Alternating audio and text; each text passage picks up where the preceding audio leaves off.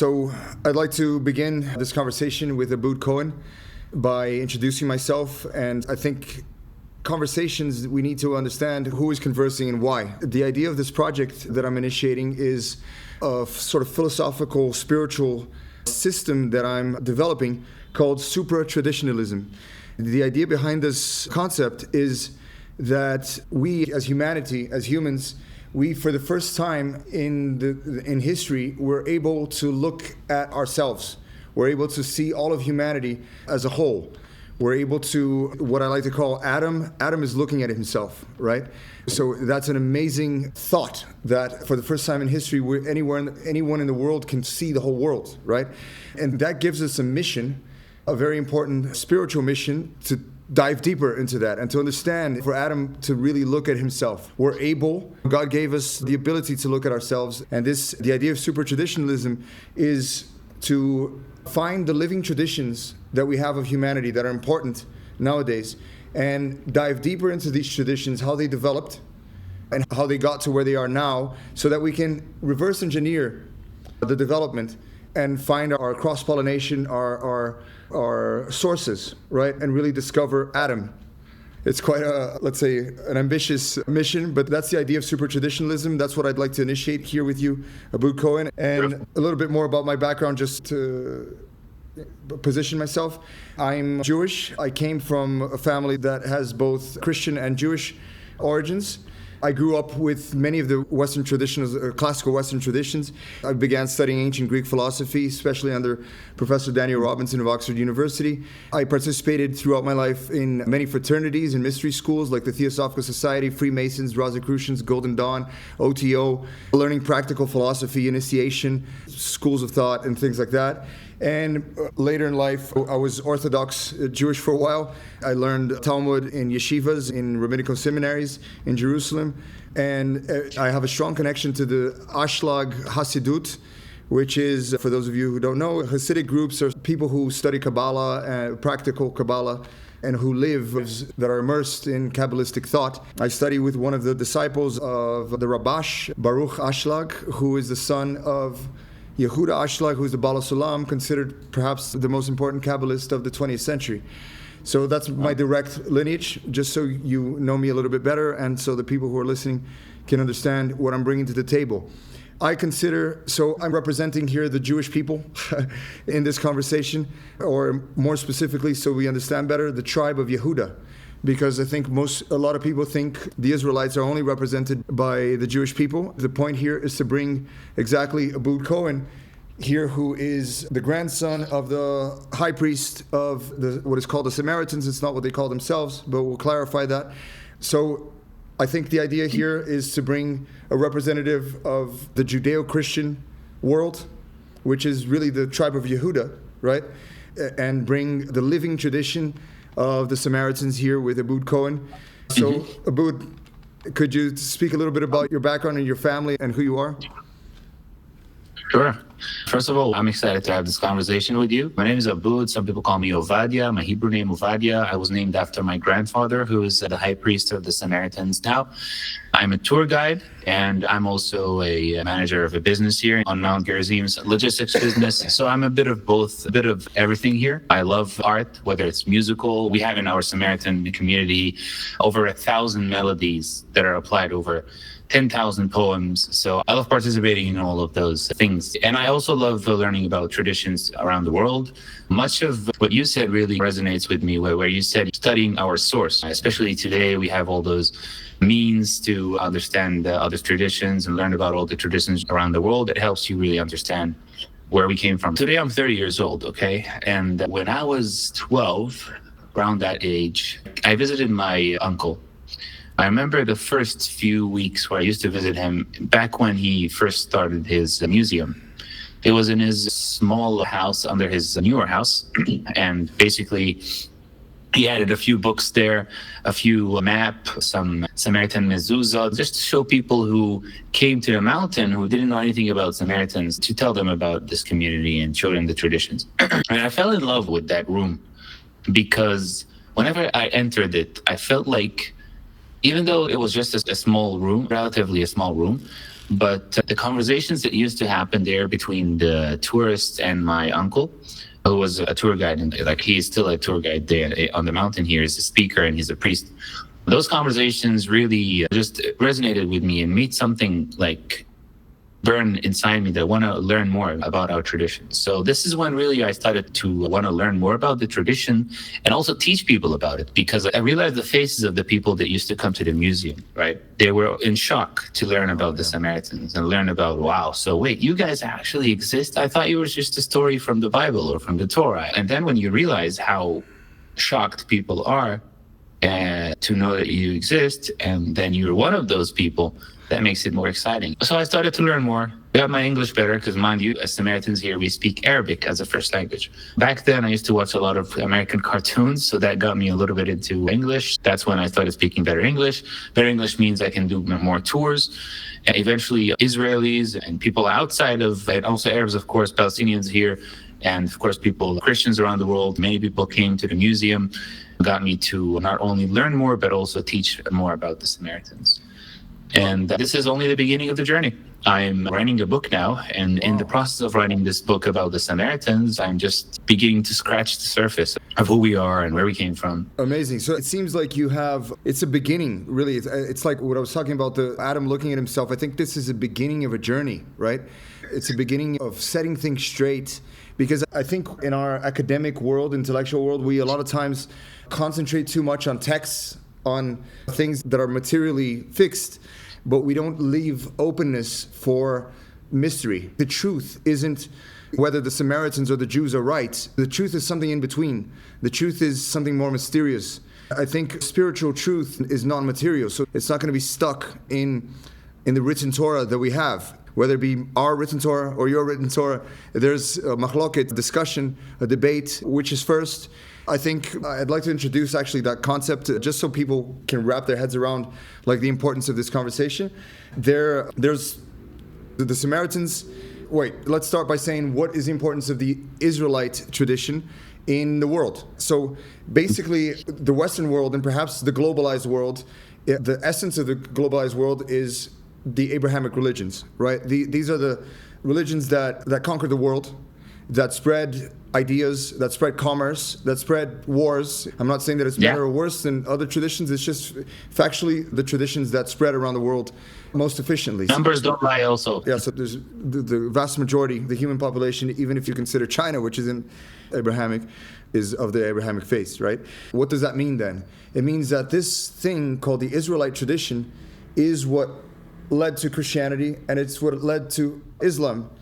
And we have two original proponents, living traditions from the original Israelite tradition, and those are the Samaritans and the Jews. And I think that's what I want to bring in importance here to, clarity to, that we have one is from a tribe called Yehuda, another is from a tribe called Ephraim or Manasseh, but let's say centrally Ephraim. And in the Torah itself, those are the two leaders, right? So those are the two leaders, one a more externally titular leader, and another one, a more subtle, influential leader, Joseph. Let's put it in terms of Joseph and Yehuda. So I think it's an amazing thing that Adam is looking at himself now, and there was this tradition called the Torah that clearly stated 3,000 some years ago that there was a story, the story of two brothers, the story of Joseph and the story of Yehuda.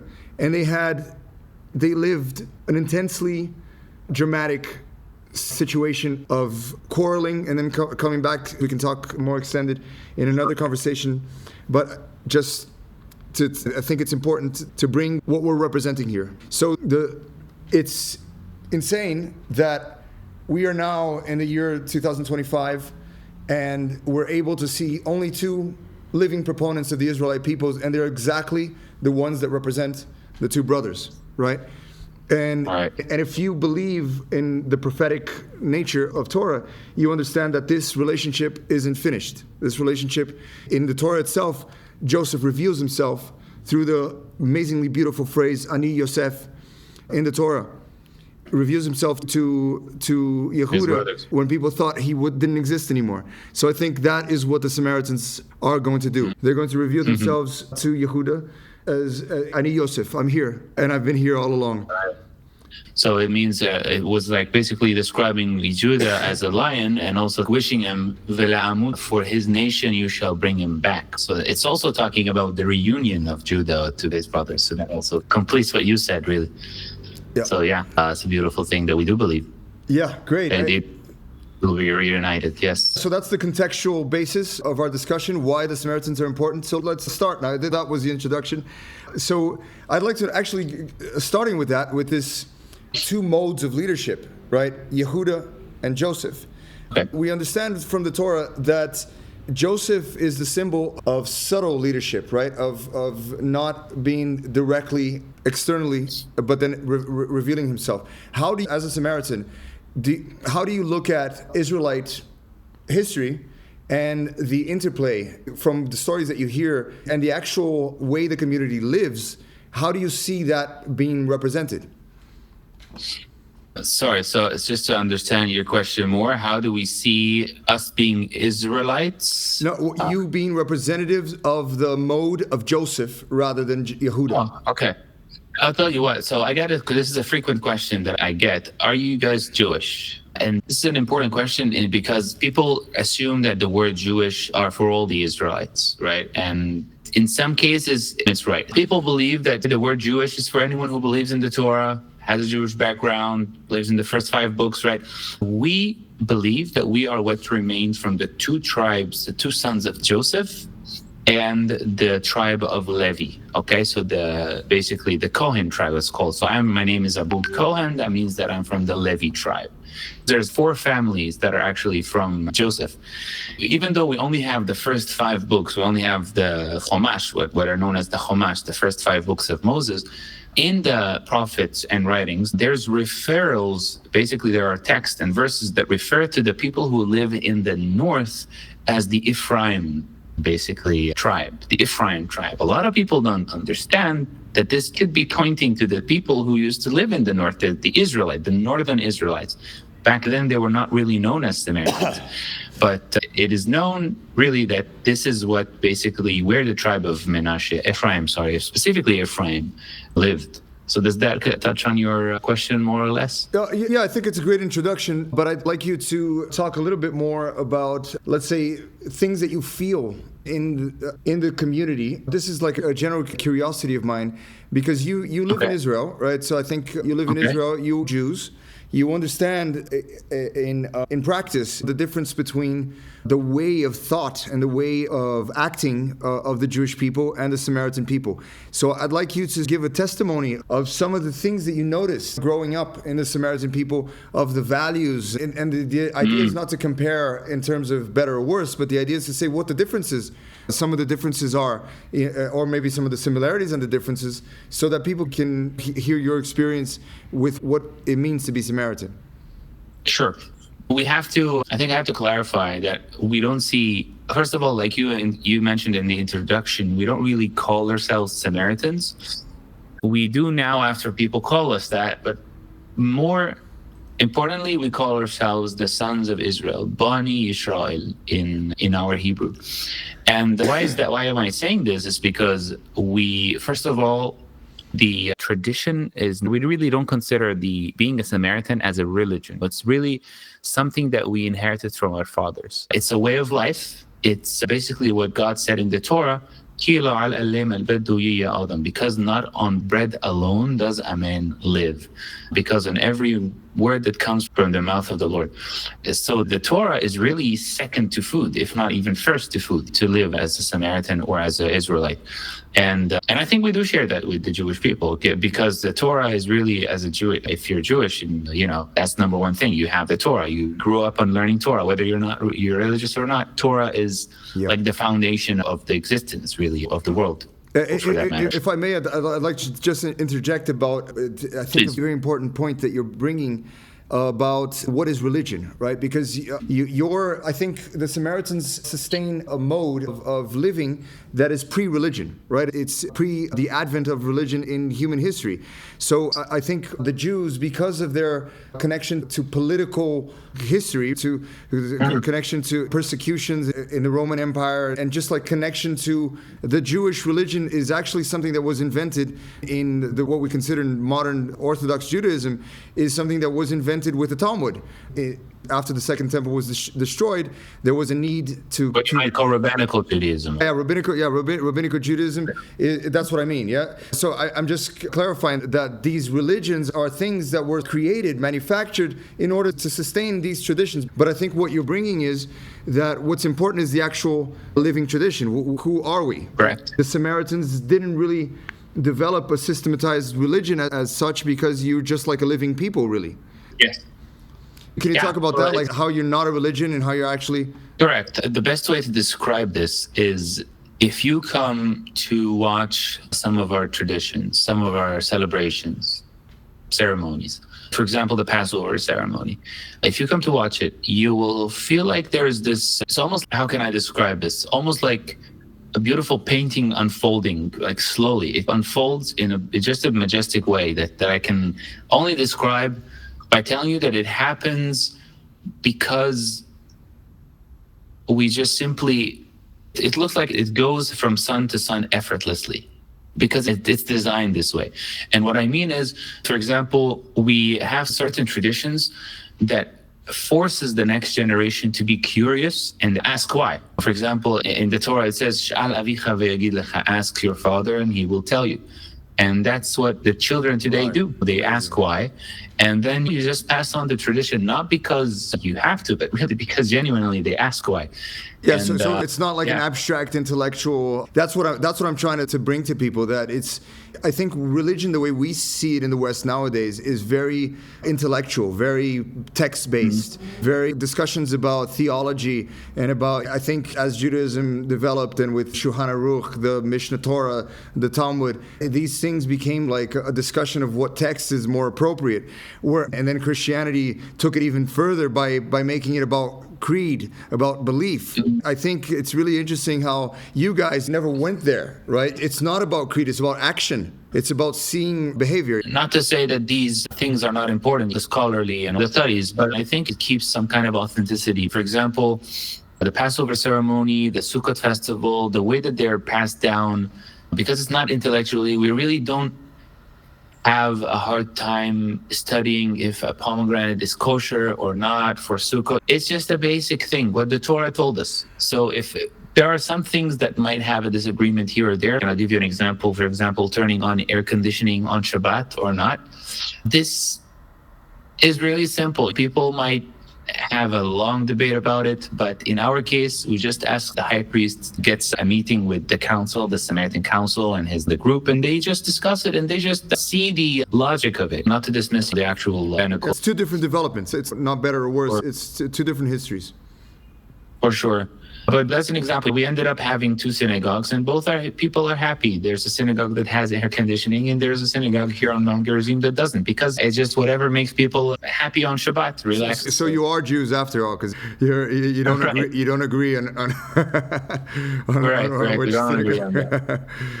But in the end, it's not that we're flexible, okay? Because even the Torah did say that if there's a question that you don't know, you go and ask the Leviim, you go to ask the Kohens from that chosen place, which we believe is here on Mount Gerizim. That's a good development that we can follow there. I think it's a great question for everybody, because in Jewish history, originally, Moses and the Leviim, the Levites, were the leaders of the Jewish people, and in later development, the rabbis would be the proponents of the Sanhedrin, which is also in the Torah, represented by what Yitro suggested that Moses build a council of elders that would be like similar to the Roman Senate or the Parliament. Yeah, 70 elders, yeah. Yeah, 70 elders. How do you justify that, for example, you don't have non-Levite councils, right? Do you have leadership that is non-Levite? That would be like a equivalent of the rabbis for the Jews? I don't think we have. Community-wise, we have. If you want to talk about community, because we're a community that lives on Mount Gerizim, and there's a community that lives in Holon, in Tel Aviv. In that regards, we do have a leadership, but that's only for community-wise things, not really religious things. Also, although they help with preparing the ceremonies, like preparing the logistics of the ceremonies, like the Passover ceremony, you need the wood, you need the things to prepare the sheep. Right. There's people that work on that are not Levites. However, when it comes to certain things that the Torah said only the Levites shall do, for example, only the Levites are allowed to eat certain parts of the animal, the right hand, the right leg of the sheep, these kind of things, then only the Levites can qualify to be a high priest, for example. You cannot be a high priest unless you're from the Cohen family. Yeah, this is true as well for the Jewish people. I think, just to bring clarity for those who don't know, the Jewish people they're waiting for a sort of ritualistic purification with the red heifer. The idea is that the Jews and the Samaritans, they agree in the sense that they understand that the Cohens and the Levites are the ones able genealogically to do temple service. What the Samaritans and the Jews don't agree on is where is the holy mount that was intended originally in the Torah to conduct the service. And also, I think a lot of people don't say this, but the main disagreement is which is the authentic lineage. Is it your grandfather that is the high priest of the Israelites? Because that's an interesting thing, because it's really monolithic, right? There can be only one. And of course, the Jews don't currently have a high priest. So I think there really is only one high priest of the Israelites, and it's your grandfather. That's interesting. I just had tourists who are Orthodox Jews who came to visit the mountain here just an hour ago. And they asked specifically to meet my grandfather. And I explained to them that the lineage of the high priest actually stopped being from father to father at some point. At least that's what we believe in our tradition, because the dynasty, this son to son, how do you call it, dynasty, you can call it, had died out basically because of wars and whatever. So there has to be another way to choose the high priest, and that's by choosing one of the verses that described what the high priest has, and that is that he has to be ha'ach hagadol me'achiv, the brother who is older from his brothers. That's one verse that is in the Torah. Okay. And so basically for the firstborn son?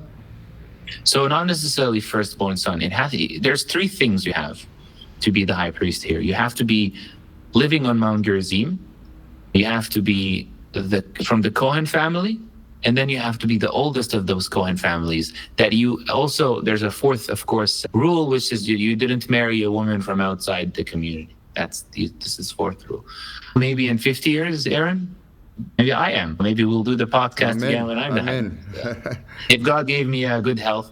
But until now, my grandfather is, and he shall be as long as he's alive, he's still the high priest. May he live at least until 120. Amen.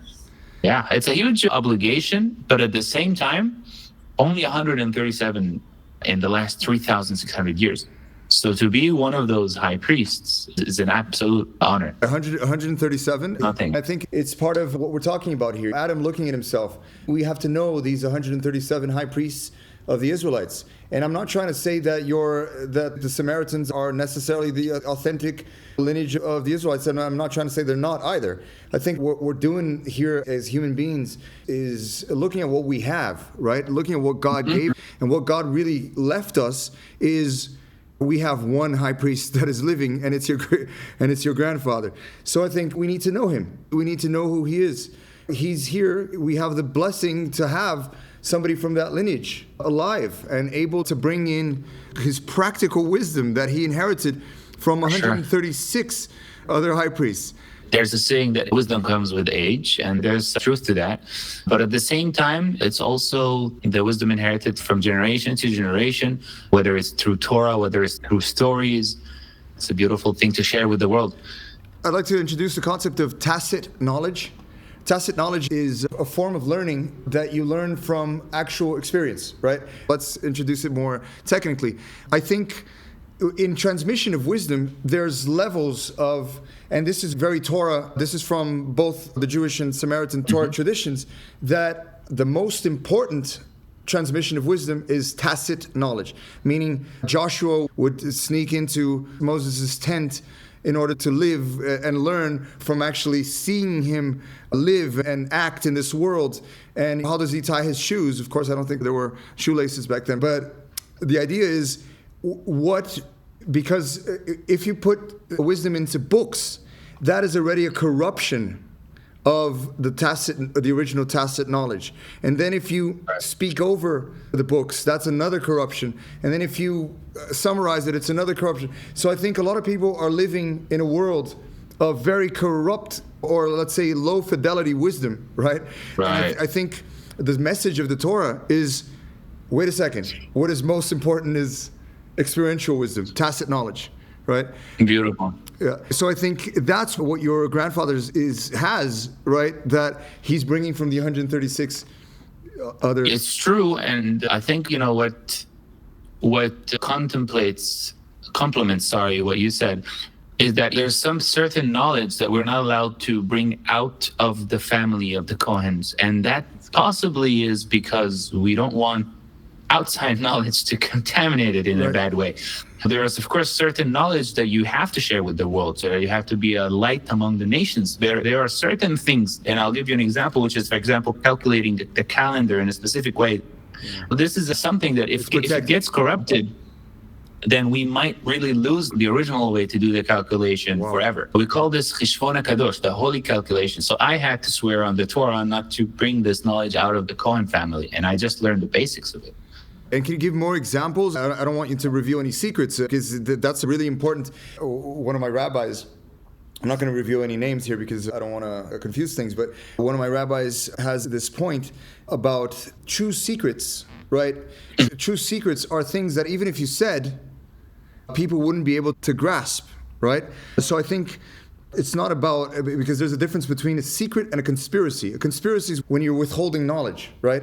And I think certain things that you learn by living in a Cohen family, in a high priest family, even if you say it, we're not going to be able to grasp, right? I'd like to hear from you things like that, things that you picked up, like feelings and examples, like you mentioned now with the calendar. You know, are there other things like that? For example, certain words in the Torah that has their meaning also making sense in Gematria. For example, the word HaChodem, this month for you, Hu Reosh HaChodashim, the head of the month. HaChodashim is actually 365 in the numerical, in the Gematria. And what is 365? It's the number of days here, right, in the year. So for the 12 month, 365. This is just one example. I'm trying to see how can I describe for you some things that we can call secret, but I don't want to reveal too much. Yeah. I can tell you that we have a fixed set of tables, and there are certain values that change based on a person's name, or if we want to do the calculation of the calendar, it's based on where you do the calculation, which is connected to the stars in the sky, all those things. And do you have a concept of astrology connected to Gematria? So symbols and meanings connected to destinies? For horoscopes? Yeah, I'd like to know if you have that concept, because it says that Abraham looks at the stars, and at the same time it's a prohibition. So it's an interesting subject. So there are some connections, not to the point of like horoscopes, and if you have this horoscope, you have this destiny. It's not to that extent, but it is to the extent of changing your name might change your destiny, right? Yeah. Yeah, so that's definitely a form of, it's not really astral, it's in the numerology or whatever it is. But let's delve deeper into the Gematria. I think I'm really interested in that. I study Kabbalah, like I said, daily. Every day, 6:30 in the morning, I study Kabbalah. So it's something that I think is of note and of interest, because the history of Kabbalah, according to Gershom Scholem, which is probably the biggest expert according to him, Kabbalah came from the Neoplatonists, right? But the Neoplatonists, in turn, learned from a guy called Ammonius Saka, who apparently learned with Jews. So it's the Kabbalistic tradition is on and off, touching on Greek and Jewish origins. I'm just saying this to give people an introduction of that Kabbalah is a very ancient tradition in the Israelite people, right? And I think you guys have a version of a Kabbalah, right? The term Kabbalah is a modern invention after the 13th century. Kabbalah means tradition, basically, means to receive. Receive the Kabbalah, yes. Yeah, Kabbalah is reception, and really it's to understand the secrets of the Torah, right? So can you talk a little bit about that, about the sod aspect? Sod means secret in Hebrew. So what do you guys have in terms of that? I'm fascinated. Okay, so listen, I have to tell you, first of all, like a disclaimer that I'm still learning. I'm a very early student of these things, especially because I started learning recently from this incredible sage we have. His name is Marqueh, Marqah, whose mother wanted to call him Moses, but his name... But Moshe's name is really respected in the community and in the nation. And this is 1,600 years ago, right? So his father told his mother, like, no, that's too much. We can't call him Mushi. We can give him the same Gematria name. So they thought of Mim, Resh, Q, Kuf, Hey. It turns out the same Gematria, it's same numerical value as Moses. This sage ended up writing more than 60 or 70% of our prayers. But not only that, he also did commentary on Torah. And not only was it commentary, it's not only just translating what the Torah said, but it's also giving hints to what this meant and what this meant and what this meant. And it made us beautifully understand some miracles in the Torah in ways never really seen anywhere. And I'm just really starting to learn this sage's work. And it's also a little bit difficult to understand because the language is, of course, Hebrew, but it's a little bit of an Aramaic Hebrew. It's a little bit harder than the Torah. And you guys speak Aramaic as well, right? Yeah, we have ancient Hebrew. We have Samaritan Hebrew. This is an example of it. This is an example of a mezuzah, by the way. Let's see if you can. Wow, that's amazing. I've never seen that. Yeah. So this is the Shema, by the way, and this is put on the entry of the door in the house. So this is the Shema, right? We learned this. It's just Hebrew, but the font is Samaritan font. And we learned it by the age of about 5 or 6 years. So the book that I'm reading now from Marqueh it has a little bit of a tougher vocabulary. But not to get too much sideways here about what you asked. It just has beautiful ways of, for example, the Torah tells us about, okay, so this prophet met these two people, but these two people were not really normal people. Did you notice that? They were actually angels who they connect the dots in a way where you're like, you're just mind blown. So you guys, I think this is another misconception that you guys don't have an oral Torah. In other words, you guys clearly have an oral Torah because number one, it's just that your oral Torah isn't written. I think that's you guys do the Passover sacrifice every year, and there are details that are not written in the Torah that are passed on from but what's interesting is that they are written in different prayer books, right? So if you go to the Passover prayer book, and inside this prayer book, you will see extra details of what should be done on a Passover. So you can say this is a written oral. Yeah, I'm just saying that you're correct. A lot of people look at the Samaritans and they think the real reason is that they only have the Torah. But it's just like the Samaritans just didn't put such emphasis on texts. But you do have texts. You do have chronicles. You do have your histories, it's from the point of view of the tribe of Ephraim that stayed in Israel. Since Joshua, you guys stayed in Israel. I don't see this online anywhere. I've seen a lot of Samaritan videos, but I think nobody really talks about the oral tradition that you guys really have and sustain. It's written in the Torah that God gave Moses, and I have to remember the verse in Hebrew. He said, so God gave, basically, I forgot the exact verse, but if I had to paraphrase it, it's because God gave Moses the Torah, the blueprint of the Mishkan, the tabernacle, and the tradition. Basically. So what is the tradition? It didn't say it's the Torah. There's a separate thing other than the Torah. And it is basically what we believe, and of course also the Jewish people believe, is the oral tradition, how to interpret the Torah. But I'll give you an example. Like in the Torah, it's written that you shall not cook the calf in its mother's milk. We interpret that not only literally, but also if we eat meat, we are not allowed to drink milk. For 6 hours? And if it's vice versa, if you drink milk or eat something that has milk, you wait 3 hours. That's really interesting because that's one of the traditions of the Jewish people as well, which is my tradition is from Amsterdam. We wait, I don't know, 1 hour or something like that. But there is definitely the 3 and definitely the 6 in the Right. That you're not sustaining that there is no oral Torah. There is an oral Torah. It's just that it's not supposed to be systematized, written, right? Correct. Not necessarily, no. Right. It's supposed to remain living. And I think that's one of the things that I most admire about the Samaritan. Again, regardless of who's right and who's wrong, you guys are keeping it real. You guys are actually living the traditions. Despite how many people do you have now? Like 980, something like that. Despite many persecutions, many difficulties, you guys are living in and we only have 10 more minutes, so I think it's a good, let's say, way to summarize what we're starting here. An exploration of a real living people who are keeping things alive despite all sorts of hardships, right? Yes.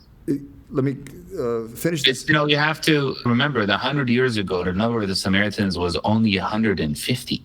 Wow. All over the world. Wow. It was only 150. And it's a really hard number to imagine because we used to be a nation. And it's not really hard. It's not like something that we're not being any pretentious here that we used to be a million. It's a historical fact. Samaritans used to be a huge nation. But here's the beautiful thing, Eron, if you think about it. If the connection to the Torah and to this tradition was weak, then Samaritans would have abandoned this religion. Yeah. They would have just left the land. You could have changed things. You could have proselytized. You could have tried to bring people into your religion. And these are things that you guys didn't do, right? Despite the hardships. Yes. We did not, despite the hardships. And it was down to those 150 people to decide, are we going to continue living on Mount Gerizim despite the hardships that are going on, despite the World War? And luckily for us generation, they had this passion for the tradition and this strong faith and strong belief to keep the things going. And eventually, about 30 years ago, the community decided, hey, perhaps we can allow the intermarriage, but the woman has to learn the tradition so that she can teach her son and her next generation. And of course, this is in the Torah, right? The possibility, this isn't like an innovation. It's in the Torah, marrying people and bringing them into the fold. But I think to give people the picture, you guys have been, I think you're like a living testament of authenticity. Historians are in debates whether the Samaritan Torah, the Masoretic text, the Yehuda Torah, or the Septuagint, which was the most original. And of course, there's no agreement in anything like that. But that doesn't matter as much as the living testament that you guys are following the Torah sincerely, because you prove it by actual life, right? By being there and doing the Passover sacrifice every year since forever. And I think that is really it's a great way for us to synthesize the importance of the Samaritan people. You know what's beautiful, Eron, is that when the sons of Jacob, when they went to Egypt, how many were they? 70, right?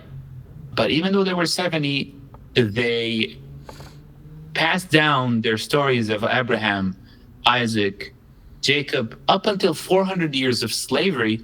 And even then, they still, despite being 70, they then being over 600,000 or 1 million, but they kept this tradition. So this kind of speaks to this thing about Samaritans, right? Us being 700, 150, 700.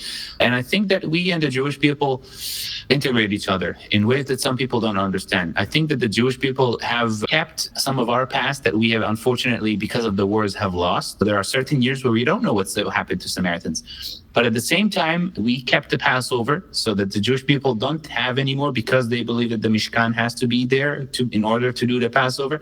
We have kept this tradition going. Yeah. See what I'm trying to say? Yeah, absolutely. Absolutely. I think it's complementary, right? One is complementary to the other. And I think my intuition about this is that is God's intention, right? Yehuda and Joseph are the leaders of the Israelites, and they have to be brothers, and they have to unite. And I think that's what we're building, me and you, brother.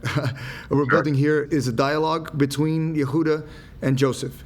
And what is our Torah? The Torah before it was written. Because the Torah was revealed, but the manifestation of the true Torah is not a written thing. It's beyond the written. So I think we have to go beyond the discussion and the dispute of which Torah the written.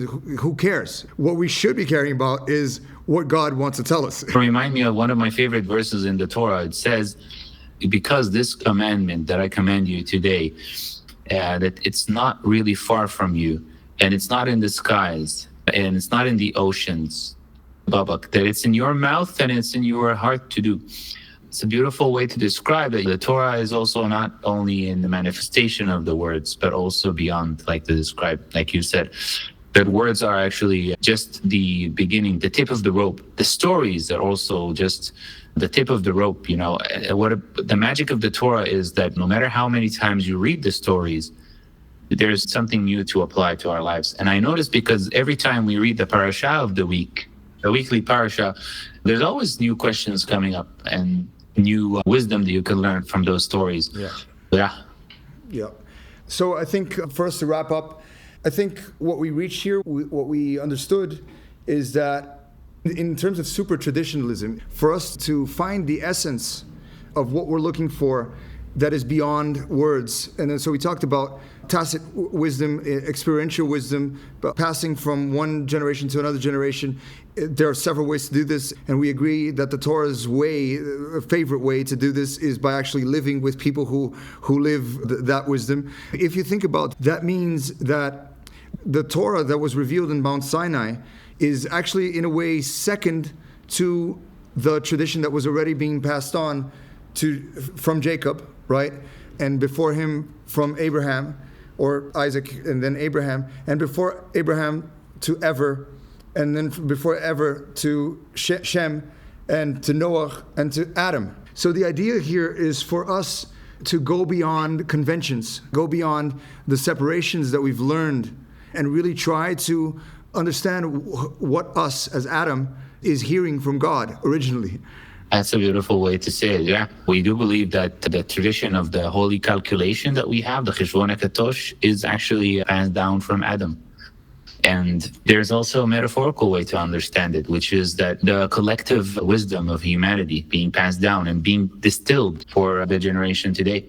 Every generation has their way of conveniently structuring wisdom so that it is protected. Right? You guys have your Chronicles, whatever it is. The Jewish people have the Talmud. These are convenient ways to keep the society structuring and functional.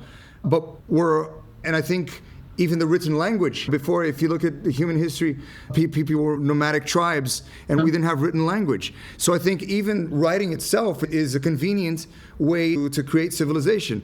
But that's not the point. That's not the point of wisdom. The point of wisdom is the thing itself, is the message that God wants to give humanity. What should you be doing? What should you be striving for? How should you be developing yourselves? And so I think if we focus on that goal, rather than the convenient little ways that we developed, we'll be able to look at Adam and find God. Beautiful. Amen to that. Yeah, for sure. The word Samaritan is derived from what we believe, of course, is Shomer, Shomrim, keepers, guardians. So the guardians of the Torah, the guardians of the word. Not to say that we're the only ones who are the guardians of it, but I think everyone should be a Samaritan, a good Samaritan. Yeah. So yeah. Cool. Abood, I think that's an excellent way for us to finish our first moment. I'm just I feel really blessed. I feel this is a historically important moment for myself, and I hope it's a beginning of something for Adam, for us to reveal ourselves. So Absolutely. I'd like to thank you so much from the bottom of my heart for your friendship, for your kindness. Thank you as well. Thank you for having me. And likewise, I feel like it is an important moment for me as well. And I hope to see you soon in another meeting. Cool, man. Thank you, and real pleasure. All the best. See you. Bye-bye. Bye-bye.